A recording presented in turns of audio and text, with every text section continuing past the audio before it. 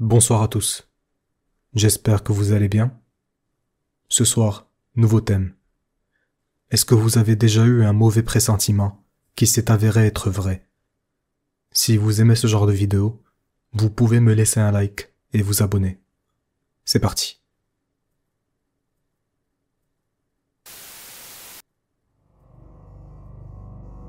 J'étais à l'hôpital avec mon fils nouveau-né et le professeur de pédiatrie ne cessait d'amener de nouveaux étudiants pour nous voir, mon fils et moi. Ça se passait tous les jours. Il venait observer quelque chose que je ne pouvais tout simplement pas voir en tant que nouvelle maman. Le prof me demandait de faire ceci ou cela avec mon fils, puis il se retournait vers ses étudiants et leur demandait « Vous voyez ?» Et ils acquiescent. Le lendemain, il y avait un nouveau groupe d'étudiants et c'était reparti pour un tour. Au 6e jour, j'ai eu le sentiment que quelque chose n'allait pas du tout. Mais j'ai continué à espérer que ce n'était pas le cas. J'espérais me tromper. Ce n'était pas le cas. Quelques jours plus tard, on a diagnostiqué chez mon bébé une dystrophie musculaire de Duchenne.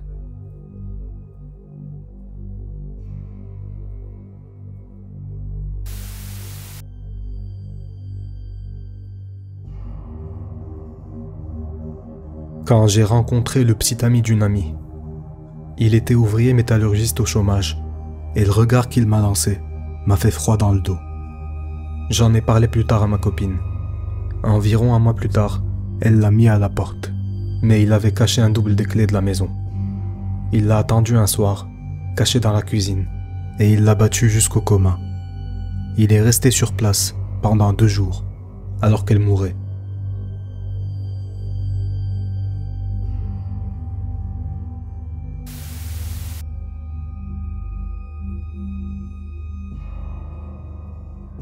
Il y a quelques années, j'ai déposé une amie dans une vieille maison en ville. Elle était censée rencontrer un homme avec qui elle n'avait eu que quelques rendez-vous. Il n'était pas encore son petit ami. L'endroit m'a donné la chair de poule. Et quand je l'ai vu ouvrir la porte, j'ai eu l'impression qu'il n'était pas normal. Je ne sais pas pourquoi, c'était juste une impression. J'ai donc fait le tour du pâté de maison et je suis revenu. Je me sentais bizarre, alors je suis allé à la porte, prévoyant de dire que mon téléphone était resté dans son sac et que j'avais besoin de le récupérer. J'espérais la convaincre de partir. J'ai entendu un cri et j'ai su que c'était elle. J'ai sorti mon téléphone en un clin d'œil et j'ai parlé à la police tout en essayant d'ouvrir la porte. Elle était verrouillée. Elle a poussé un autre cri. J'ai donné un coup de pied dans la porte avec tout ce que j'avais et elle s'est ouverte. Le mec l'avait coincée entre son corps et le canapé. Elle était nue jusqu'à la taille et il essayait de lui baisser son jean. Il m'a vu et il est tombé au sol. Il ne m'a pas quitté des yeux. Je n'oublierai jamais ce moment. Mon amie, qui n'est pas du tout comme ça en temps normal, s'est assise sur le canapé et lui a donné un grand coup de pied sur le côté de la tête, tout en criant. Le type est tombé et il a gémi. Mon amie s'est mise à pleurer. Je l'ai relevé et j'ai commencé à ramasser ses vêtements. La police est arrivée quelques instants plus tard et a emmené le gars. Malheureusement, mon amie n'a pas porté plainte parce qu'elle ne se souvenait plus de rien et qu'elle ne voulait pas de stress supplémentaire. Quelques années plus tard, ce type a tenté de cambrioler un magasin d'alcool. Il a été abattu par le gardien de sécurité. Je n'ai pas honte de dire que j'ai été heureuse de l'apprendre.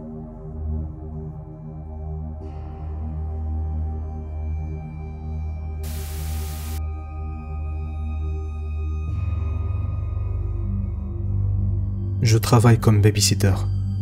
Cette petite fille de 4 ans était en pleine régression. Elle mouillait son lit. Elle ne pouvait dormir qu'avec sa maman et son papa. Et elle faisait beaucoup de crises de colère.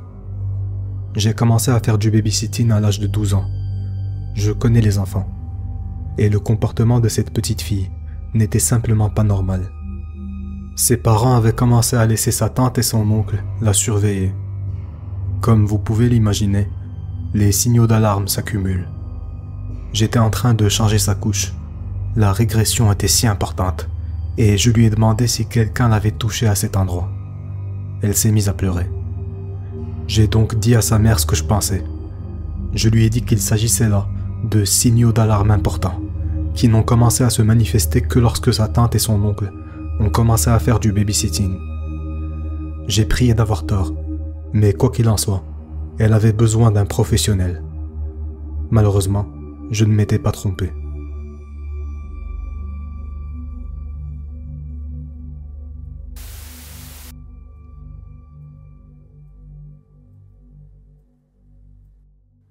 J'ai cru voir une tornade au loin. Je voulais vraiment avoir tort, mais ce n'était pas le cas. Cette tornade a arraché le toit de l'entreprise où je travaillais et a tué une personne. C'est dommage que ce type soit mort, mais il est sorti fumer une cigarette alors qu'on pouvait voir que la tempête se dirigeait rapidement vers nous. On l'a même supplié de ne pas sortir, mais il a dit qu'il avait vraiment besoin de fumer. On avait une zone fumeur à environ 30 mètres de l'entrepôt. Le mec a été projeté à plusieurs centaines de mètres avant d'être retrouvé mort dans un champ. Je n'arrive toujours pas à croire que quelqu'un puisse sortir fumer alors qu'il fait nuit noire en plein milieu de la journée.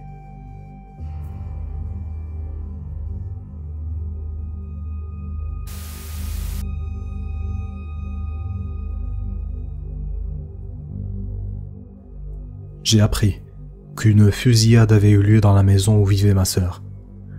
Ma tante est venue à mon appartement à 3 heures du matin, en plein orage. Elle venait de quitter son travail et avait entendu parler de la fusillade, mais aucune victime n'avait été confirmée. Je n'ai donc rien fait de la journée. Je n'avais pas de téléphone portable à l'époque. J'ai donc utilisé le téléphone de la station-service à plusieurs reprises, mais la police n'a rien voulu me dire par téléphone. Finalement, j'ai dû parcourir 40 km pour aller à l'endroit où ça s'était passé. Et j'ai rencontré la police devant la scène de crime. Mais ils n'ont toujours rien voulu me dire. J'étais au bord de la crise de panique. L'une de mes anciennes voisines m'a fait signe et on s'est assis sur son porche. L'une de ses petites filles m'a donné son téléphone. J'ai passé quelques appels, tout en regardant la télé. Après quelques heures, les infos du soir avaient publié les noms de certaines victimes. Et à la seconde où j'ai vu le nom de ma sœur, j'ai perdu la tête. Je me souviens encore de chaque seconde de ce moment.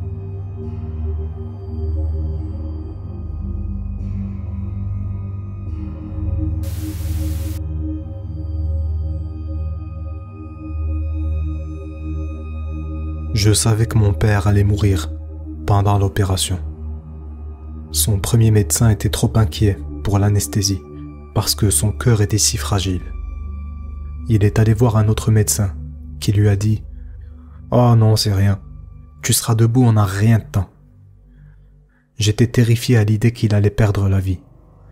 J'ai essayé de l'en dissuader, mais il n'a rien voulu entendre. Il s'est mis en colère et m'a même crié dessus. Il voulait tellement avoir raison qu'il voyait tout désaccord comme une attaque directe. J'ai donc fermé ma gueule et j'ai prié. Il est mort pendant l'opération.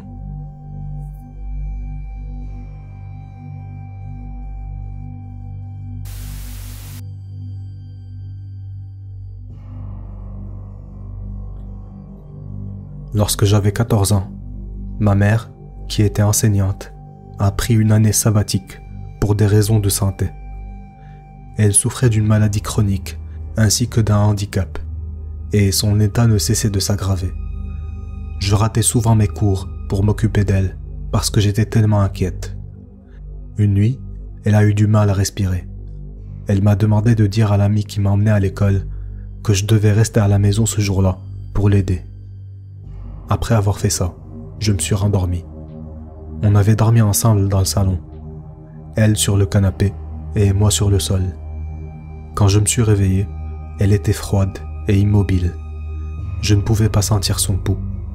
Elle ne respirait pas.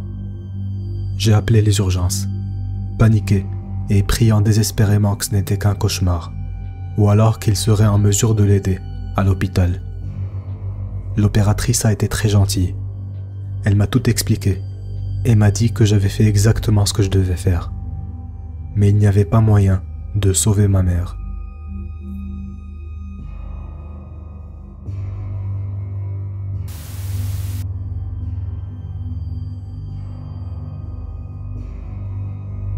Je n'ai pas réussi à contacter l'un de mes amis les plus proches après une longue interruption.